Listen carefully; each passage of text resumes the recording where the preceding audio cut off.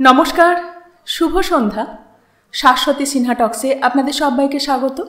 আপনারা শুনছেন বুদ্ধদেব বসুর তিথি ডোর। আজ তৃতীয় পর্বের চতুর্থ অধ্যায় শুরু করি। এই অধ্যায়ের নাম আবার পুজোর ছুটি। আবার পুজোর ছুটি, আবার কলকাতার বাইরে যাওয়ার ধুম। রেল টিকিট এবার যেন অন্যবারের চেয়ে সস্তা। রাস্তায় বেরোলেই চোখে পড়ে পিছনে মাল বাঁধা ট্যাক্সি। শাশ্বতীর শ্বশুরবাড়ির দল দেওঘর গেছে, শ্বশুরের বাড়ি আছে সেখানে। হারিত শাশ্বতীরও যাবার কথা ছিল হারিতের ছুটি হলেই, কিন্তু আপিসের শেষ দিনটিতে বাড়ি ফিরে হারিত জানালো তার যাওয়া হলো না। শাশ্বতী বলল, কি হলো? এখানেই থাকতে হচ্ছে আমাকে। কেন? অগ্রণী সংঘের নাম বদলে প্রতিরোধ সংঘ হলো, কিন্তু তাতেই তো হলো না, নতুন করে গড়তে হবে সমস্তটা। কথা হচ্ছে কবে থেকেই, কাজ কিছু হয়নি, কিন্তু এখন আর দেরি না। এই ছুটিতেই বম্বে থেকে ঠান্ডা নিয়ে আসছেন এই জন্য। এদিকে মকরন্দ চলে যাচ্ছে দিল্লি। তাহলে তুমি কেন যেতে পারো না? সেই জন্যেই। মকরন্দ বড় খেটেছে কমাস, ডাক্তার বলেছে বিশ্রাম নিতে, ওকে যেতেই হবে। মকরন্দ মুখুজ্জের 3 ডবল তো তুমি খাটো। তর্ক করো না। হারিত কথা বলছিল ঘরের মধ্যে ঘুরতে ঘুরতে।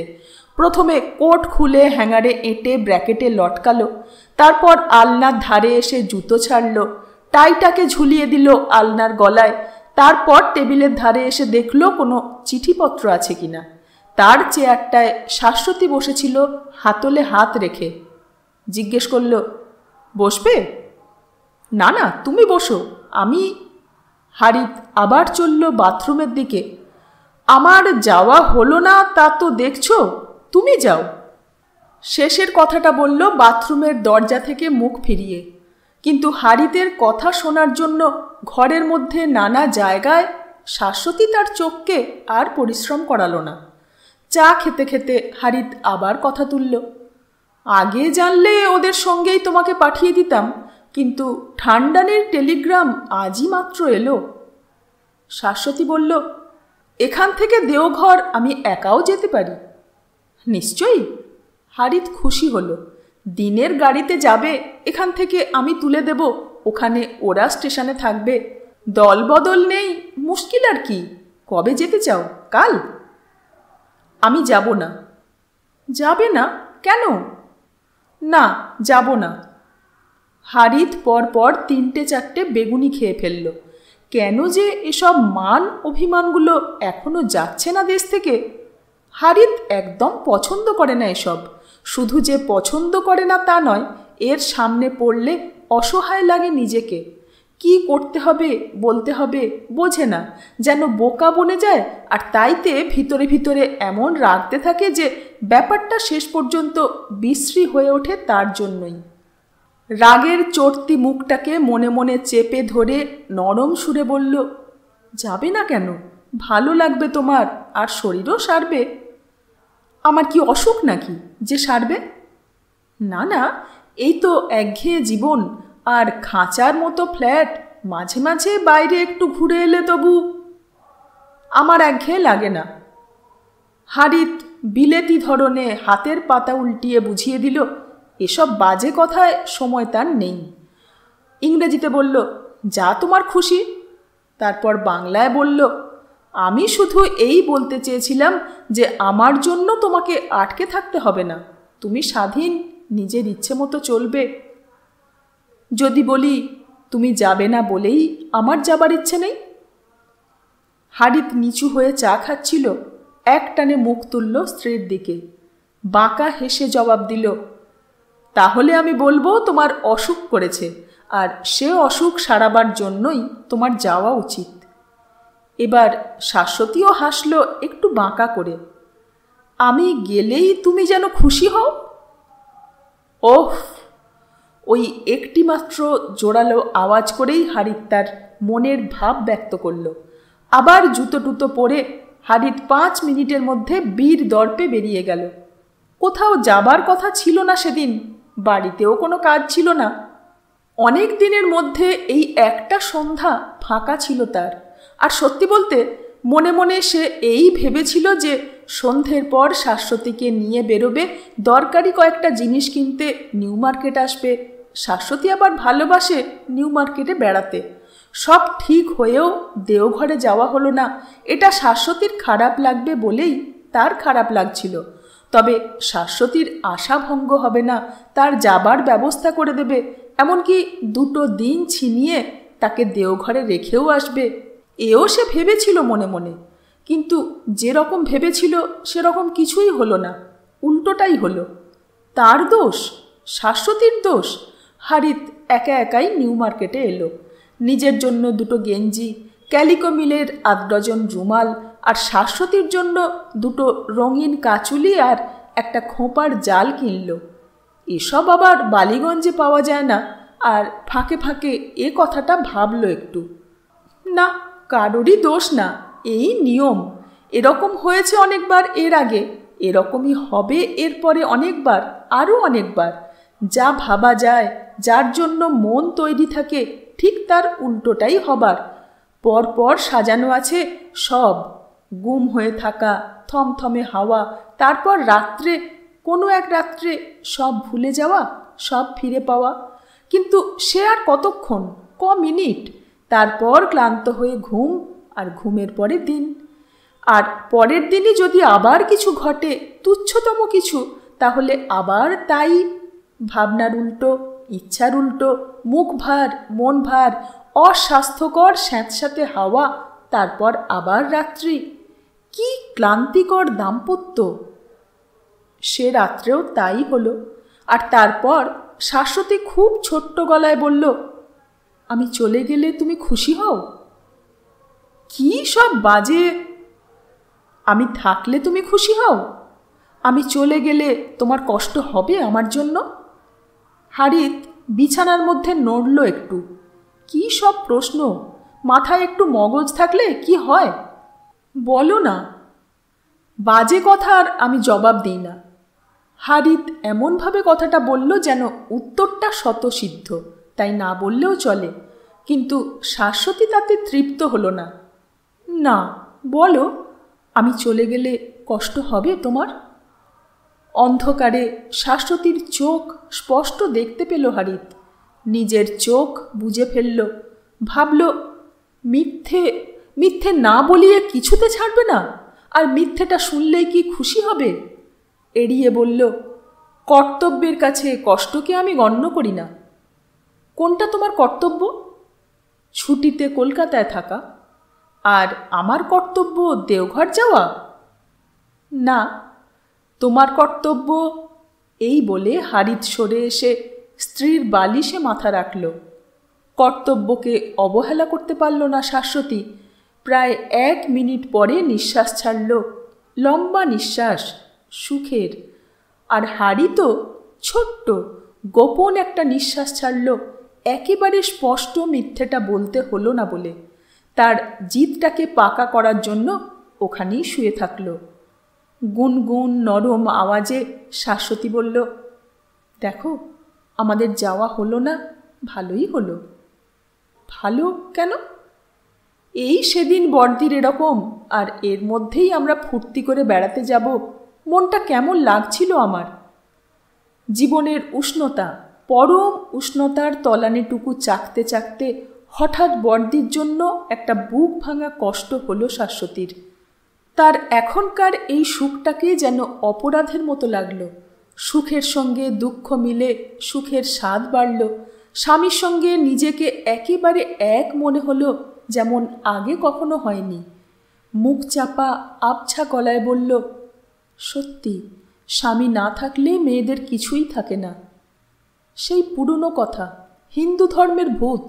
কিন্তু তার যুক্তি, তর্ক, আপত্তির তৈরি ফৌজটাকে হারিত হুকুম ছাড়ল না। ঘুম ছড়াচ্ছিল চোখে। তাছাড়া সেই মুহূর্তটিতে তারও অলস লাগছিল, তারও অলস আর সুখী।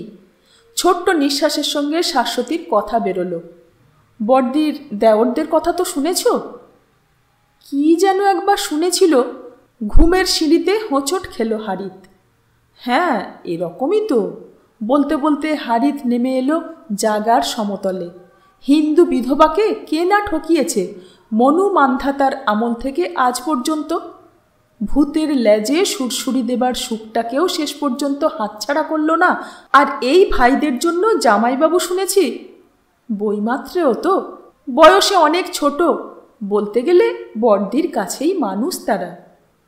সেই তো। হারিত কথা বলার জন্য সরে এলো নিজের বালিশে।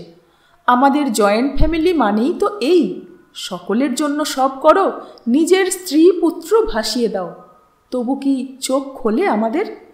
প্রমথেশবাবু বোধহয় রেখেও যাননি বেশি কিছু। সেরকমই তো শুনলাম। শাশ্বতী সরু গলায় কবুল করল, যেন তারই দোষ এটা।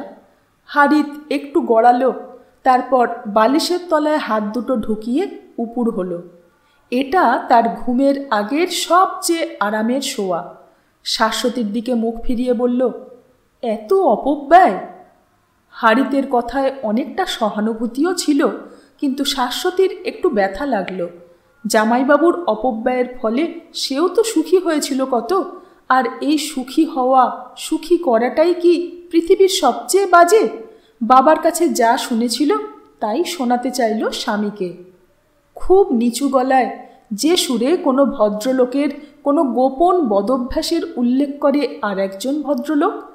সেরকম লাজুক সুরে বলল, শুধু অপব্যয় নয়, অনেক দিয়েও দিতেন। দিয়ে দিতেন?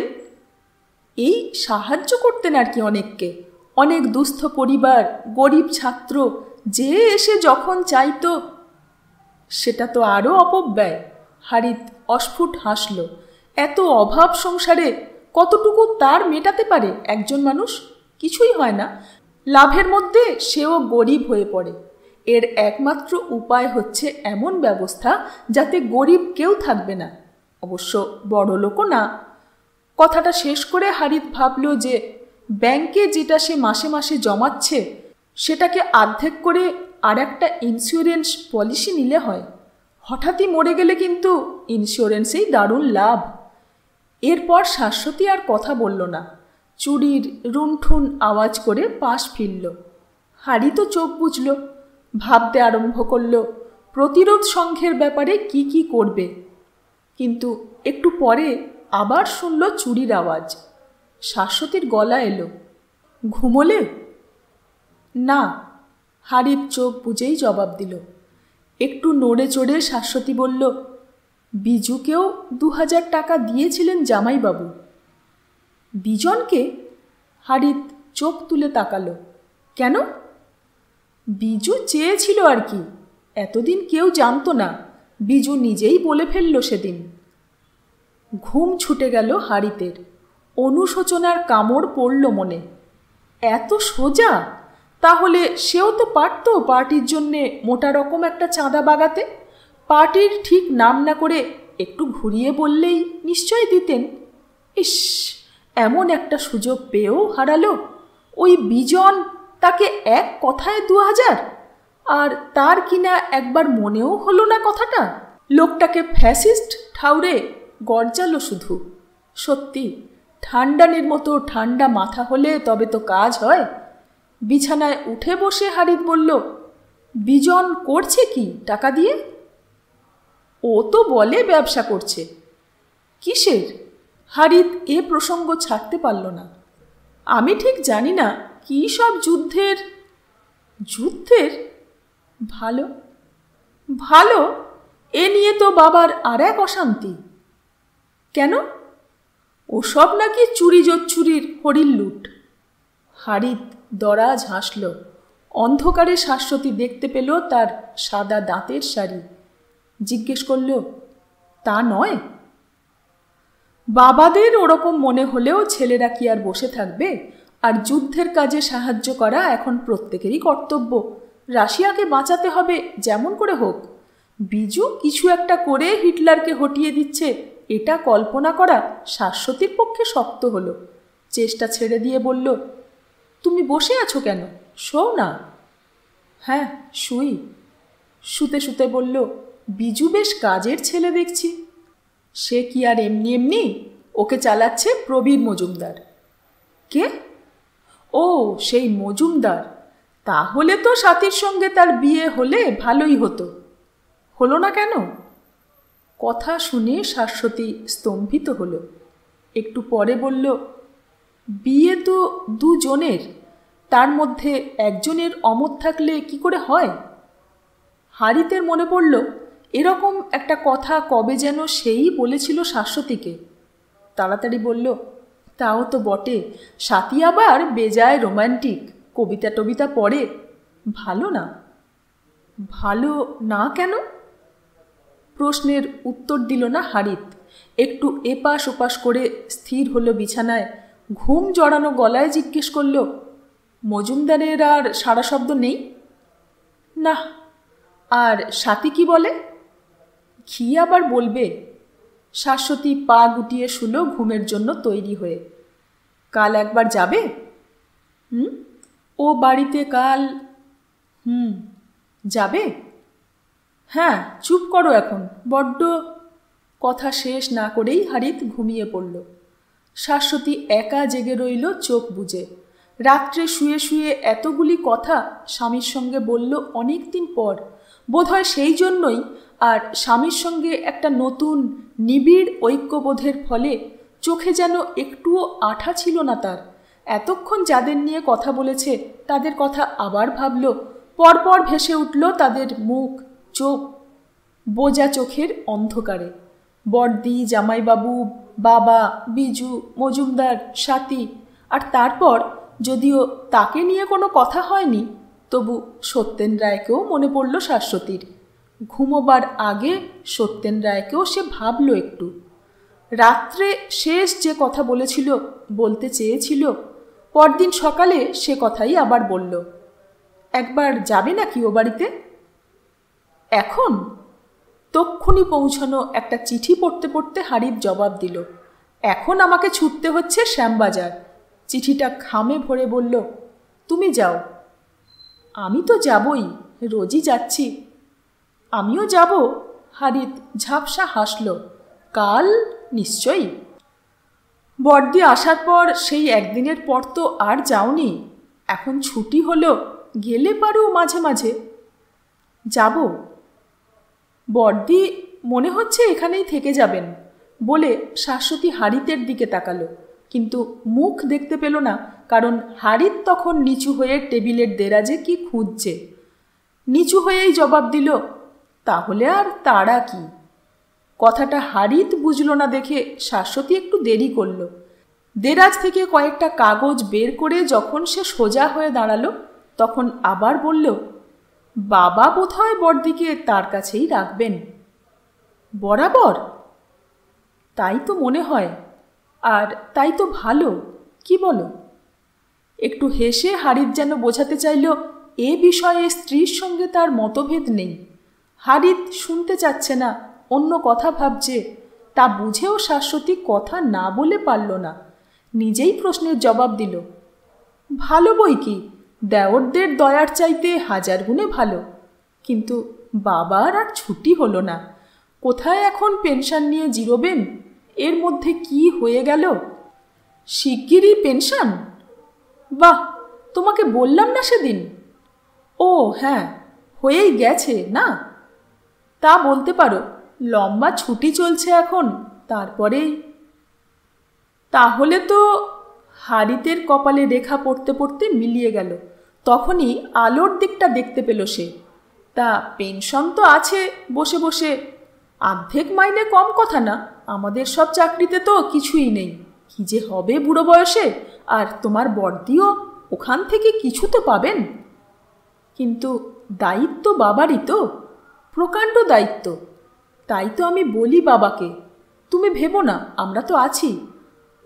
আমরা মানে এখানে কে কে, আর আছি অর্থই বা কি, সেটা একটু চিন্তা করে হারিত সাবধানে জবাব দিল, এসব নিয়ে বেশি ভাবাই ভুল, কিছু করবার নেই যখন। তা কেন? শাশ্বতী তখনই বলল, আমরা যে কাছেই আছি, সুখে দুঃখে সবটাতেই আছি, এই তো অনেক।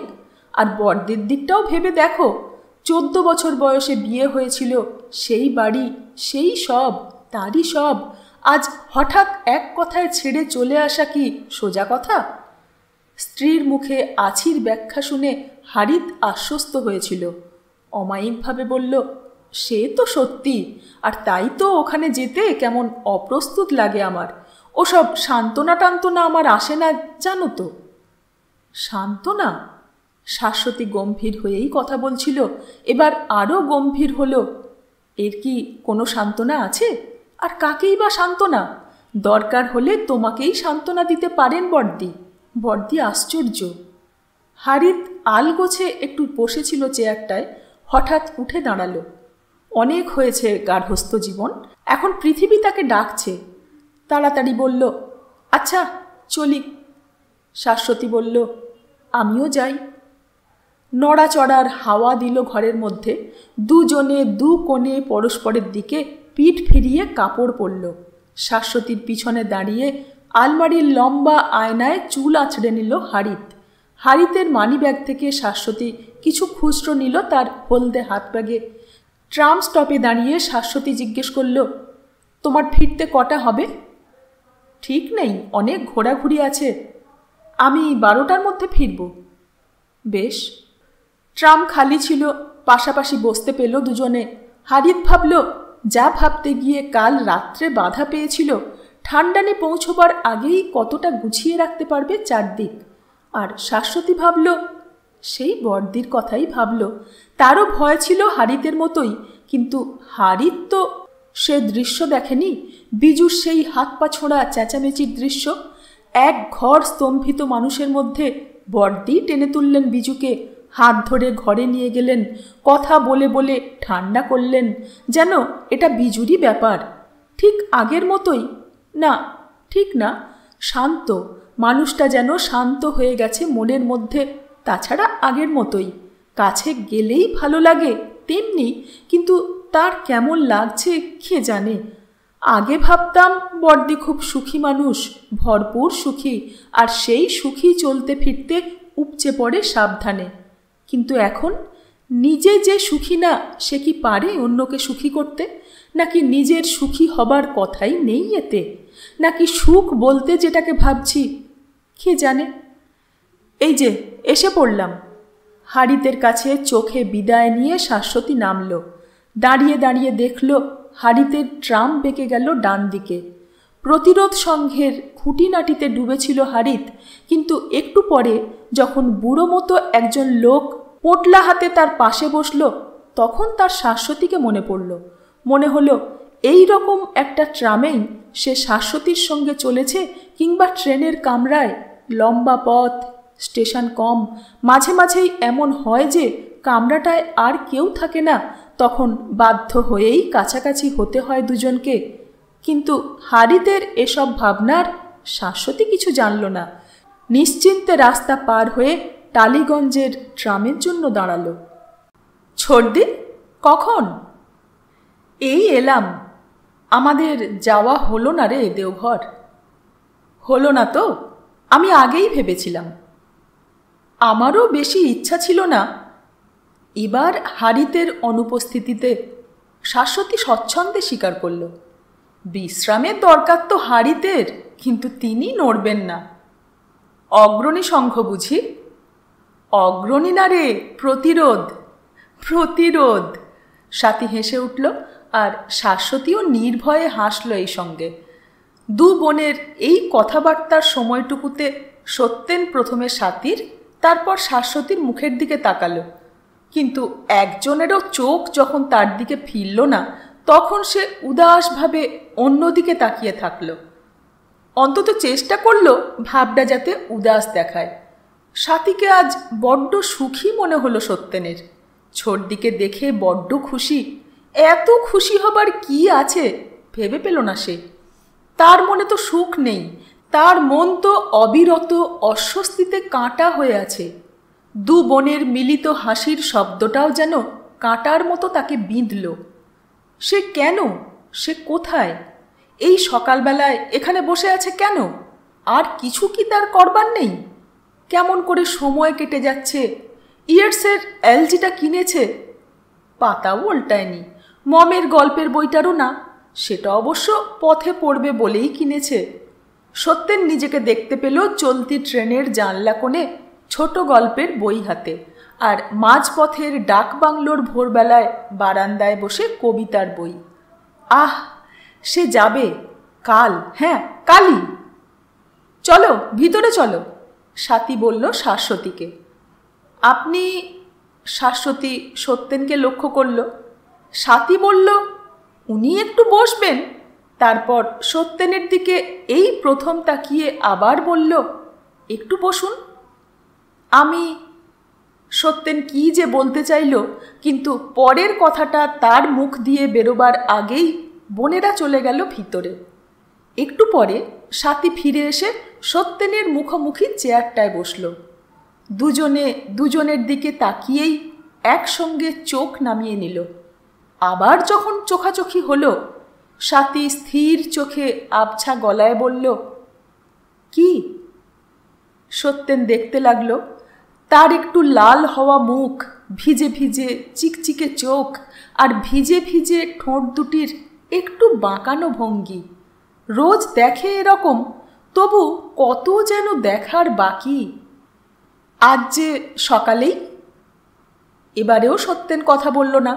ভাবল, এই ছর্দির সঙ্গে কথা বলছিল আর এই এখন কত আলাদা এ দুটো। কোনটা বেশি ভালো? দুটোই দুটোর চেয়ে ভালো। স্বাতী বলল, খুব গল্প জমেছিল আপনাদের।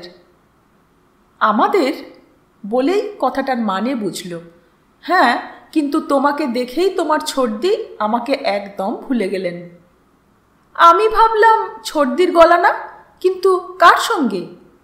এই নির্জলা মিথ্যেটা স্বাতী অক্লেশে উচ্চারণ করল। জানলা দিয়ে রাস্তাতেই দেখেছিল সত্যেনকে, দাদাও ছিল সেখানে, আর দাদাই মিটিমিটি হাসছিল আর বেশি বেশি তার সঙ্গে কথা বলছিল। কথা কিছু না, এই আর কি।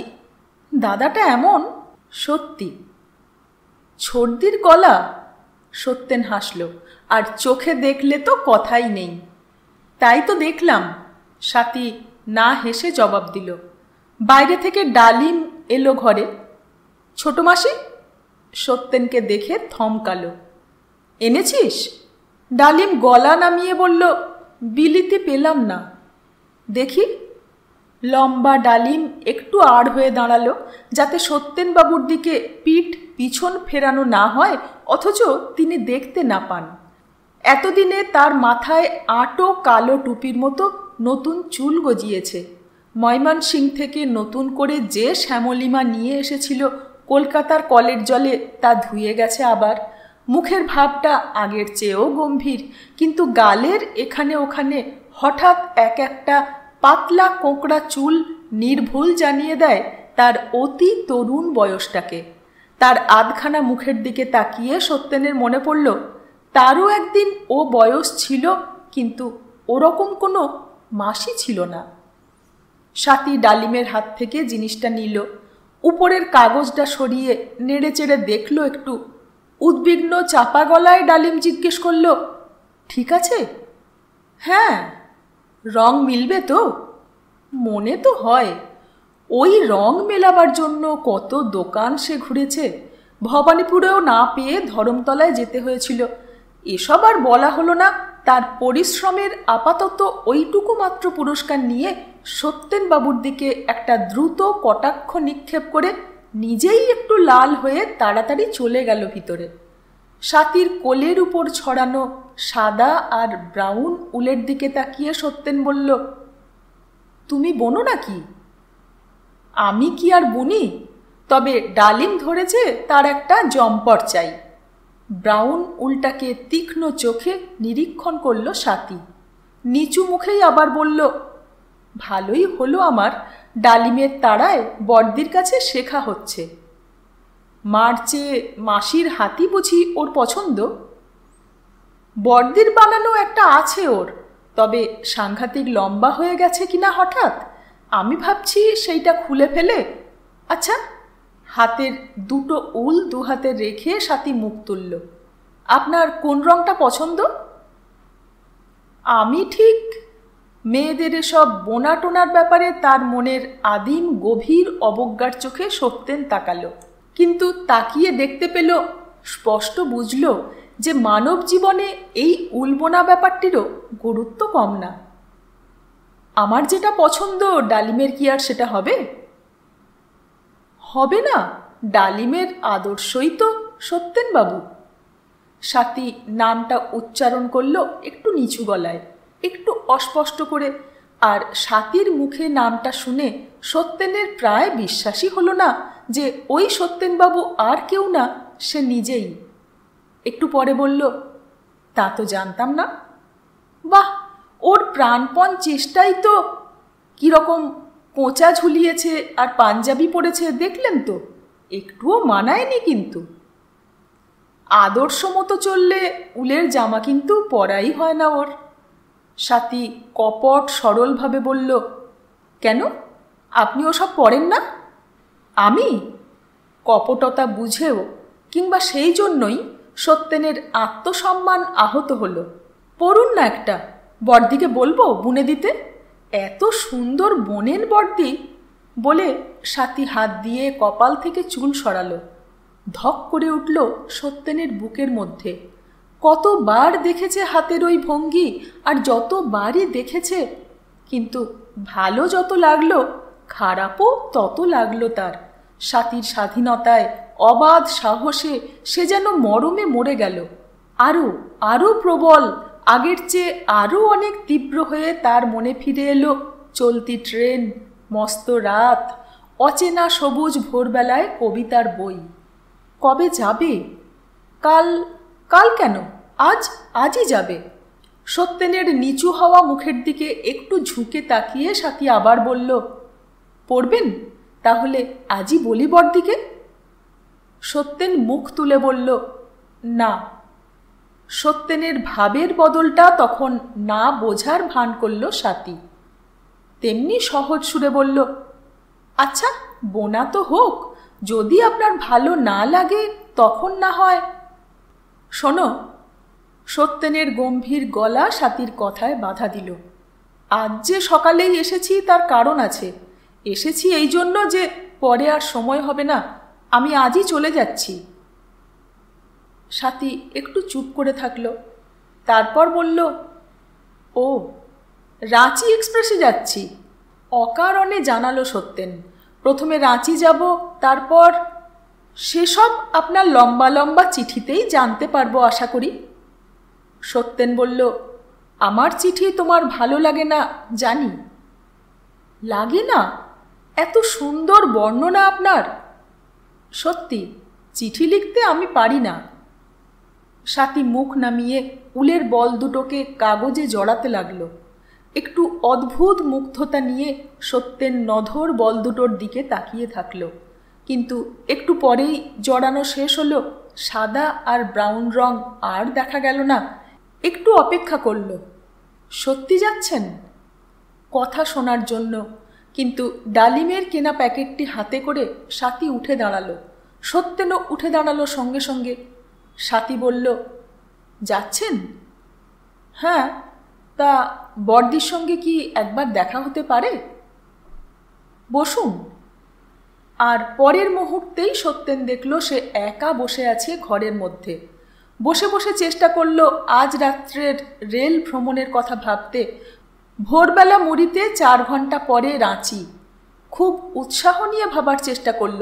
আর যেই পর্দার এপাশে সে তার আভাস দেখল, সে তা ভালো করে ঘরে আসবার আগেই দ্রুত উঠে দাঁড়িয়ে বলল, বাইরে চলে যাচ্ছি আজ, তাই ভাবলাম একবার দেখা করে যাই আপনার সঙ্গে। আজ? পিছন থেকে প্রশ্ন করল শাশ্বতী। সত্যেনের মনে পড়ল একটু আগেই এর কাছে সে অন্যরকম বলেছিল।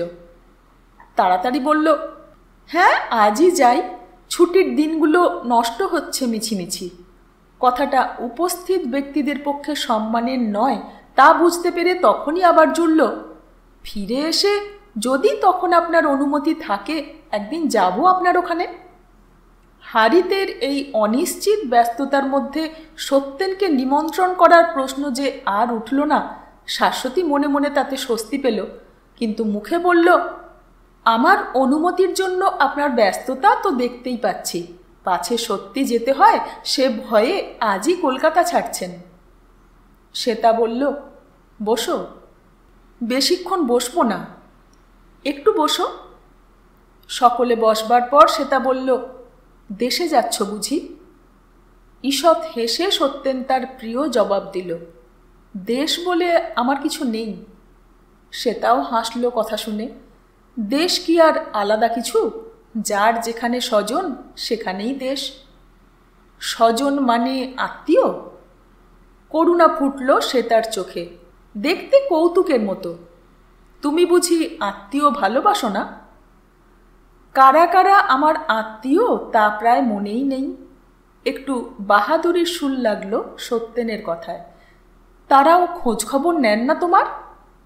নীল পর্দাটার দিকে এটুকু সময়ের মধ্যে তৃতীয়বার তাকালো সত্যেন।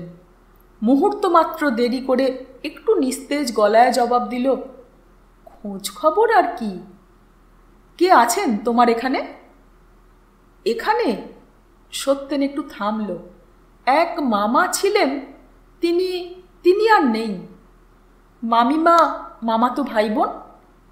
তারা আছে। কজন? সে তার এত খবর জানতে চাওয়ায় সত্যেন অবাক হলো। অনিচ্ছায় জবাব দিল, এক বোন, দু ভাই। বোন ছোট? না না, মামিমার মেয়েই বড়, তার বিয়েও হয়ে গেছে। এখানেই থাকে? না, সে থাকে কোথায়? বুলু, বাজিতপুর, পাবনা? যাজ্ঞে, সে পাবনায় থাকে বলে কথা শেষ করল সত্যেন। মামিমার কাছে যাও না মাঝে মাঝে? হ্যাঁ, না মাঝে মাঝে ঠিক না, এই। সত্যেনের গলা মিইয়ে এলো শেষের দিকে। এইমাত্র সে বুঝল যে মামিমার কাছে শেষ কবে গিয়েছিল সত্যিই তা মনে করতে পারে না। মামিমা তো আসেন তোমাকে দেখতে? না, তিনি ঠিক মানে অনেক দূরে থাকেন, তা সেই বরানগর।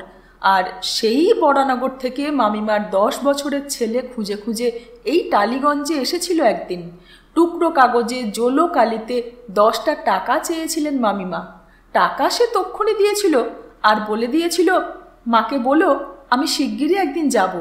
আর তারপর কত দিন কেটে গেল। এরপরে শ্বেতা বলল, এক মামাই তোমার? হ্যাঁ। সত্যেন ওখানেই থামতে চেয়েছিল, কিন্তু ইচ্ছাকে ডিঙিয়ে তার ভিতর থেকে যেন অন্য কেউ কথা বলে ফেলল। বড় ভালো মানুষ ছিলেন মামা, আর অনেকটা অল্প বয়সেই। নিজের কথাটা নিজের কানে শুনতে পেয়ে সত্যেন প্রায় জিভ কামড়ে থেমে গেল।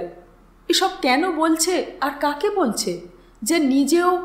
আর এই সেদিন প্রমথেশবাবুর গোলগাল হাসি মুখটা একবার মনে পড়ল তার, সেই সঙ্গে মামাকেও মনে পড়ল।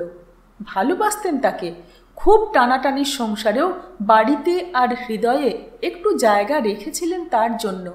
তারপর তার অসতর্কতার পরিণাম দেখার জন্য একটু ভয়ে ভয়ে শ্বেতার মুখের দিকে তাকালো।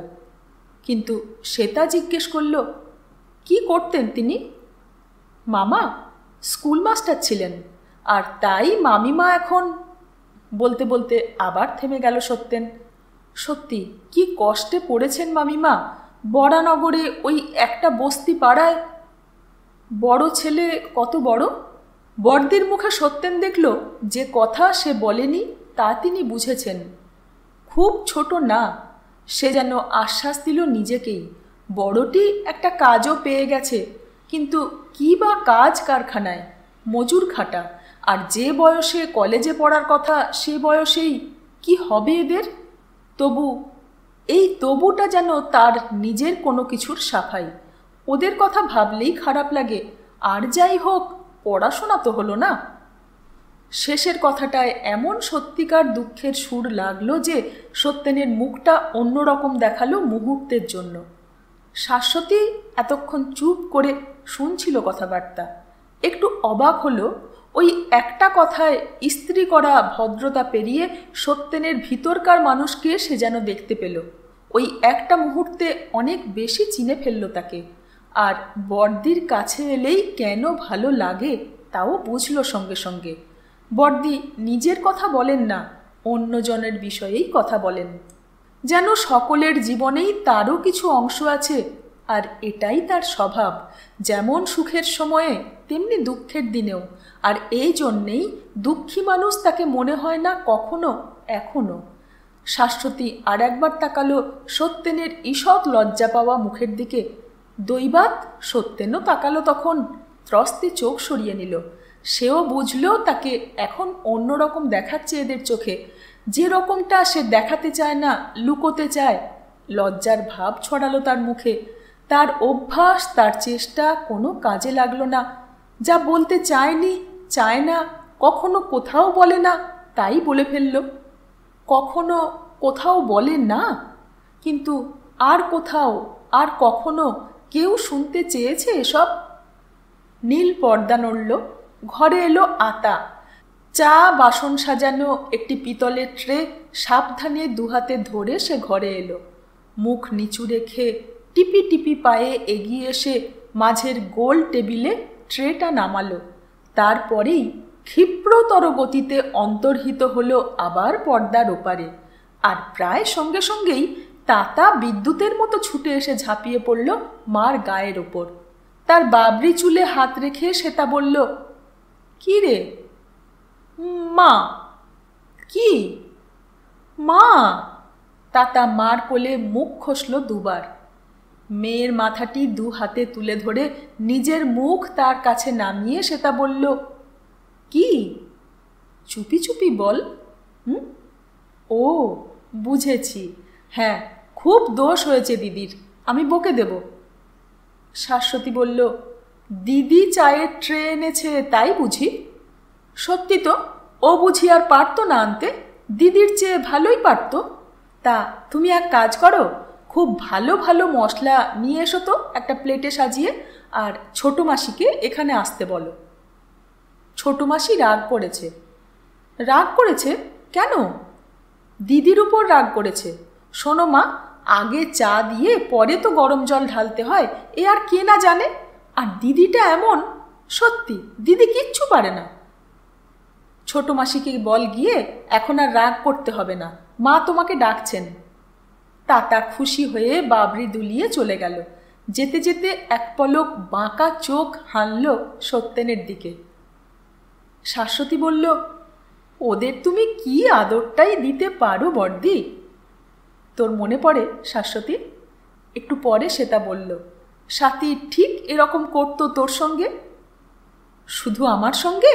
মেজদি শেষদিকেও কম জ্বালিয়েছে সাথীটা? তাতার খুব ইচ্ছে সত্যেনের দিকে তাকালো সেটা, তোমার সঙ্গে ভাব করার, কিন্তু লজ্জা ভীষণ। আতাও দেখলে না কোনো রকমের ট্রেটা নামিয়েই পালালো।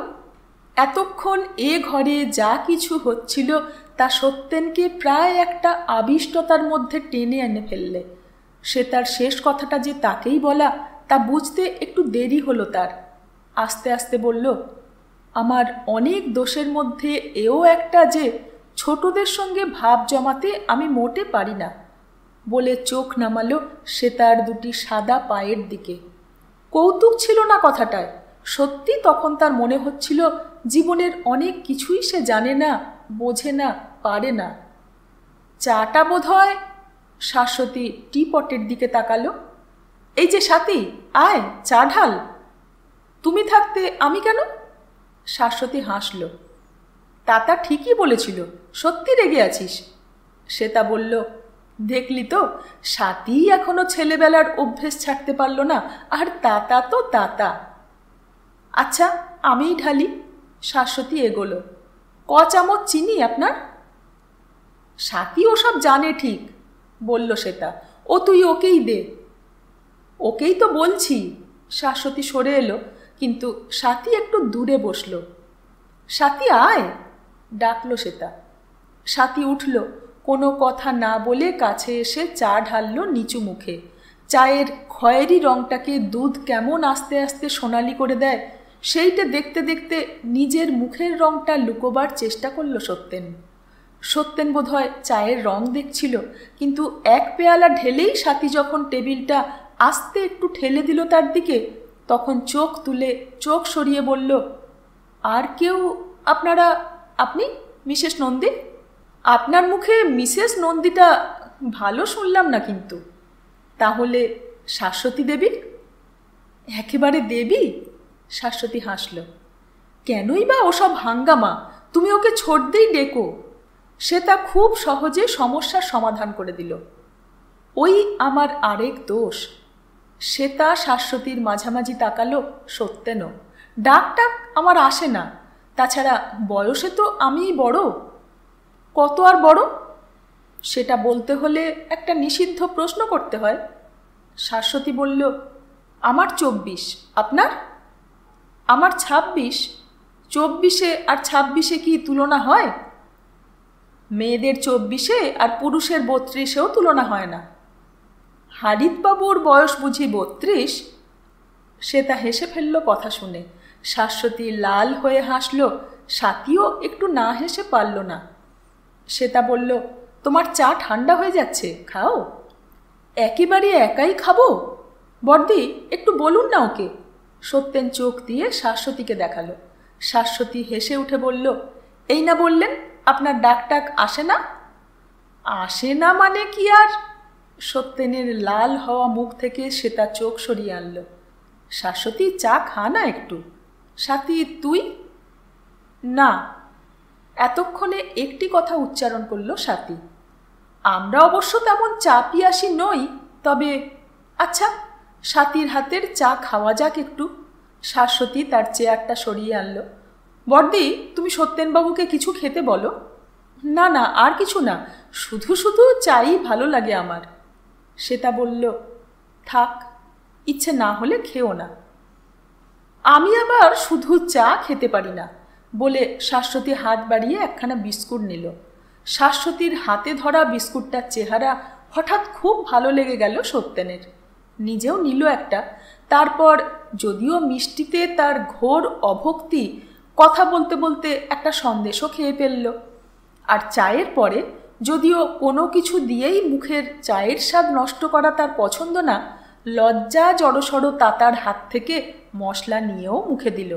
শুধু তাই নয়, চুলে হাত রেখে মুখ কাছে নিয়ে নিজেও অবশ্য জড়সড়ভাবে তাতাকে একটা বাহ পর্যন্ত বলল।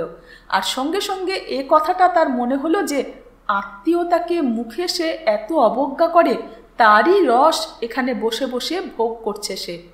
তারপরেই ভাবল, কিন্তু এখন আর বসে থাকার কোনো কারণ থাকলো না, এখন যেতেই হবে। আচ্ছা, যাই। সে চায়নি, তখনই বলতে চায়নি, কিন্তু কেউ যেন ঠেলে বের করে দিল কথাটা তার মুখ দিয়ে। আর বলা যখন হয়েই গেছে, উঠতেই হলো। শাশ্বতী বলল, তাহলে আজই যাচ্ছেন? তাই তো, আজ তো সে যাচ্ছে। কোথায় না? হ্যাঁ, রাঁচি। আজই যাচ্ছি। একটু কড়া শোনালো সত্যেনের গলা। কবে ফিরবেন? ছুটি ফুরোলে। একটু আগে উচ্ছল ছিল যে মানুষটা, সে হঠাৎ কঠোর, গম্ভীর, স্বল্পভাষী হয়ে গেল। আপনাদের ছুটি তো লম্বা। শাশ্বতী আরেকটু কথাবার্তার চেষ্টা করল। আর 2-4 দিন পরে গেলেও। সে আর হয় না। সত্যেন পাতলা একটু হাসি ফোটালো ঠোঁটে। সে তা বলল, সত্যি তো, যাওয়া যখন স্থির করেছ, ব্যাপারটাতে কোথাও যাতে ফাঁক না থাকে। সত্যেন তাই আলাদা করে সেতার আর শাশ্বতীর দিকে তাকিয়ে বলল, ফিরে এসেই দেখা করব আপনাদের সঙ্গে।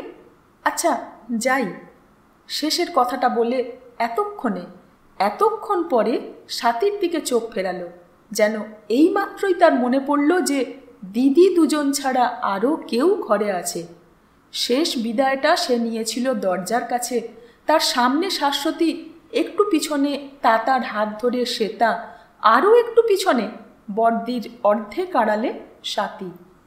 সে তাকাতে সাথী একটু সরে এলো, ফিরে তাকালো। আর রাস্তায় এসে সত্যেনের মনে হলো সাথীর সেই দৃষ্টি শেষ হয়নি, এখনো চলছে, আসছে তার পিছনে। সঙ্গে সঙ্গে স্ক্রুর মতো পেঁচিয়ে পেঁচিয়ে এইমাত্র ঢুকে গেল তার শরীরে। প্রায় কষ্টের মতো লাগলো তার, শরীরের কষ্ট। কষ্টে প্রায় চোখে জল এলো। দ্রুত হাঁটল, দ্রুত এলো ট্রাম রাস্তায়। ট্রামে উঠে বসলো হাজরা মোড়ে, রাঁচির টিকিট কিনবে বলে। আজ এই পর্যন্ত। এই অধ্যায়ের পরবর্তী অংশ নিয়ে খুব শীঘ্রই আসছি। সঙ্গে থাকবেন। ধন্যবাদ।